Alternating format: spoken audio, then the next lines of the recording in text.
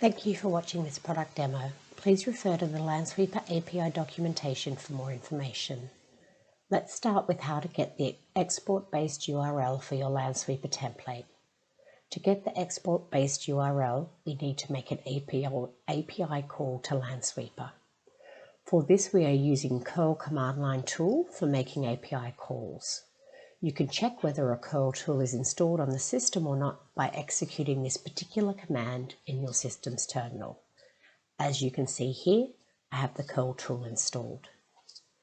If the curl tool is not installed on your system, you can visit this link and download an appropriate version according to your system.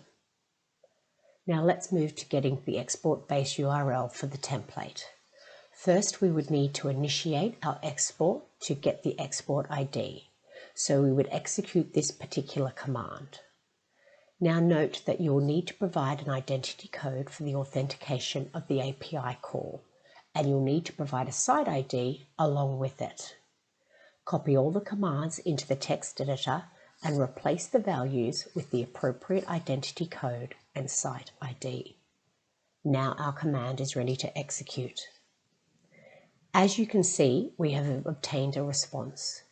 And in the response, you will get the export ID. This is the export ID that will be required for the subsequent API call. So just copy this export ID and save it. To get the export-based URL, you will need to execute this command. Copy this, and just as earlier, you'll need to provide the identity code, the site ID, and the export ID that we've just obtained from the previous API call. I'll copy this command into my text editor. I'll replace the value with the appropriate identity code, the site ID, and the export ID that we have just passed. Now our call command is ready, so I'll copy it and execute it in my document.